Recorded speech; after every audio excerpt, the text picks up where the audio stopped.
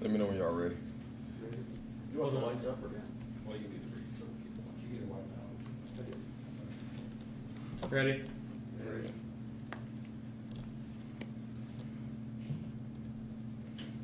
All right. We all ready?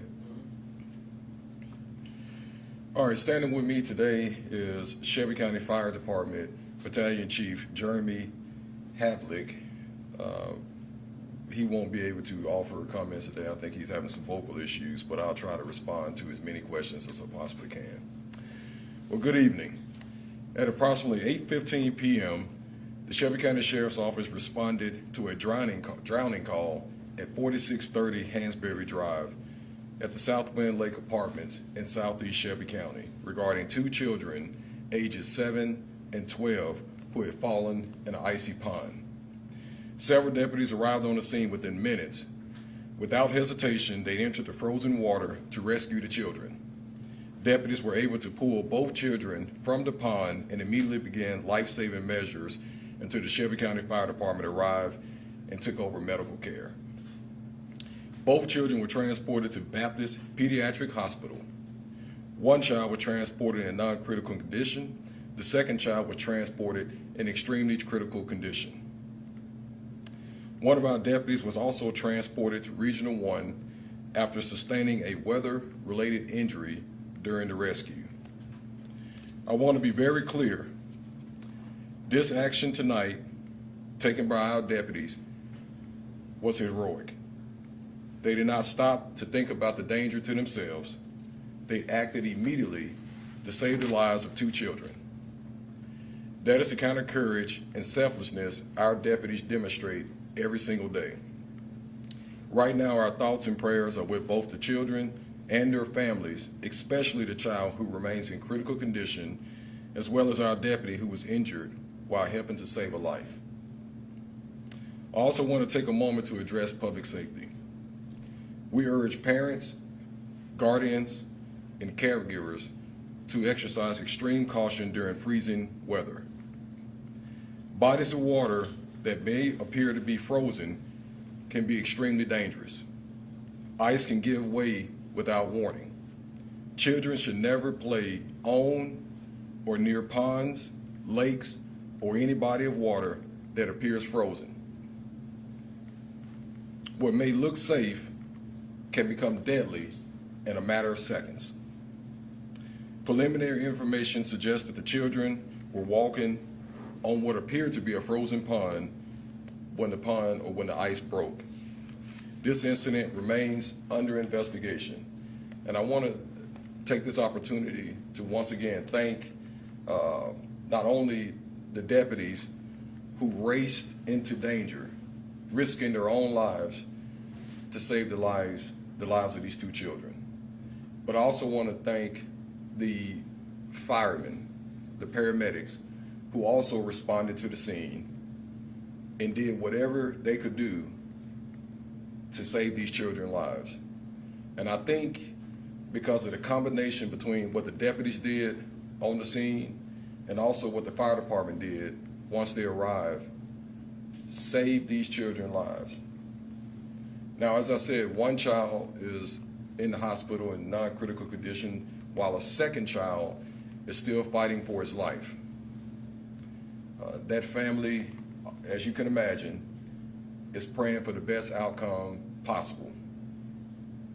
We also ask the community to join this family in prayer. But we also want to remind the community again, we understand that for the past several days, due to inclement weather in our community, a lot of children have been inside of the homes, perhaps bored out of their minds, and now they are starting to get out and test the water, if you will. And so what we have learned tonight is that these two children were walking on what they thought was a frozen solid pond. And after minutes, their weight broke the ice and they fell in. And what I'm afraid of is in our community, more of these stories can happen. More of these incidents could be brewing. So now is the time for us parents to have these conversations with our children about water safety, it only takes seconds to be overcome by frozen temperatures if you enter the water. It only takes seconds for your clothing to become saturated with water, which can pull you down or hold you underwater. So again, we understand that icy bodies of water can be tempting for children, it can be enticing, but it's also dangerous. So again, I urge the public to have the conversation with children about the dangers of icy ponds or icy bodies of water during this time of the year. And with that, I'll take your questions. Chief Buckner, any idea how long the kids were in the water? So we received a call at around 8:15 p.m. and our first deputy had arrived on the scene around 8:19.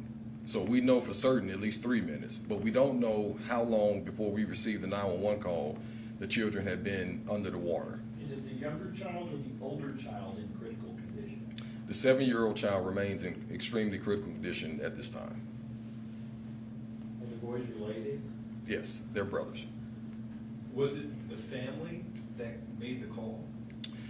So right now, what our investigation has revealed is that the sister of these two boys saw them fall into the pond, phoned the mother, who then began to call us, along with other residents in the apartment complex, began to dial 911. Thankfully, we had deputies that were nearby who raced to the scene, and once they arrived, they raced into the water to save these children.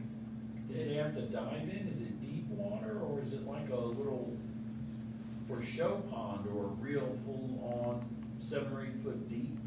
Yeah, so what I can tell you is that this pond is in an apartment complex, and it was deep enough for the children to be submerged in the water.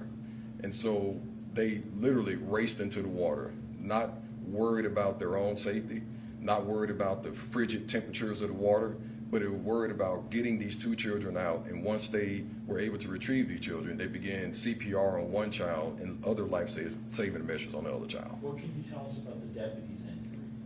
So the deputy's injury is water-related, and I'll frame it as that. Is it a hypothermia? Well, again, we'll frame it as water-related injuries. I don't want to get too far into any kind of medical statuses or anything like that. But what I will tell you is that, again, thankful to the fire department, they treated the deputy on the scene, but then also recognized that the deputy also needed to be transferred to the hospital for additional care. Any idea when the last time you guys answered a call, whether it's the deputies or the fire department, when the last time you guys ran a call like this? So, we don't have that, obviously in front of us. Okay. But I can tell you is that this is one of our greatest fears whenever we have these type of weather conditions in our community. We fear whether it's kids who are injured because of sledding, or whether it's kids that are going to walk or be tempted to walk onto an icy pond or body of water. This is one of our greatest fears when we come out of what we have termed as inclement weather conditions. And so again, that's why we found it important tonight to call the press conference to sound the alarm to the public, like, hey, as children are going to be getting out more and more over the next couple of days, this weekend, please have this conversation with your child about avoiding bodies of water, even though they may appear to be frozen. Because this happened in Hey, we let some of them ask a question if you don't mind. If you don't mind. How long did it take for you guys to get them out of the water once you arrived on the scene?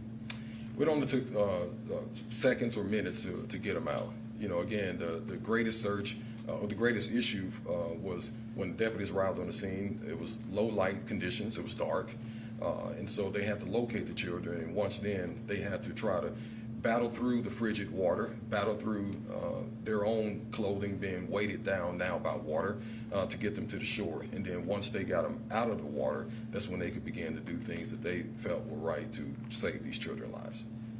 And in terms of saving measures, were there any CPR or any of that? They did perform CPR on one child until the fire department arrived on the scene to take over patient care. And was that on the younger child or was that on the older child? It was on the younger child, but then the older child also required treatment on the scene as well, and then later required to be transported to the hospital. Any other Channel five, questions? got any questions? Channel I five? guess for something like this, you know, this weather is new for really so many people. Is there anything you guys are gonna take away from this incident, if it does happen again? You know, maybe you guys can look at something differently. It sounds like you did a great job, but anything you guys may have taken away from this incident tonight? Well, one of the things that we'll do is we anticipate that, next year we'll face some of the same type of weather, most likely. This is something that's seemed to be an annual event for us. And so now, I guess we found it important on the front end to talk about dangers such as this, so that on the back end, we won't have these kind of conditions. And again, the media has been a great partner in us getting messages out in terms of how to drive under these conditions, or to stay off the roadways. You guys have been a great partner in doing that. And I think that next year you guys will be a great partner in helping us on the front end get these types of education pieces out. So again, at 11 o'clock at night, we came here to go to the public to say, hey, listen, tomorrow we want to make sure that parents are having these conversations. We don't want to have another incident. Any other questions? I was just gonna ask one more, which was about, it just seems eerily similar to what happened in Texas. It was 3 brothers, and none of those boys made it. And I wanna say that was on Monday. Did you see that in the news? 3 brothers fell in a pond. They all didn't make it. Yes, and so, again, we're still praying for the child that's fighting for his life. But I spoke of this a few moments ago. I think between the deputies arriving pretty quickly, without hesitation, entering the water, pulling these kids out, the fire department arriving on the scene and performing life-saving measures, I think all of these things working together gives us a different story, fortunately for our community, but more importantly for the families. Thank y'all so much. Thank you.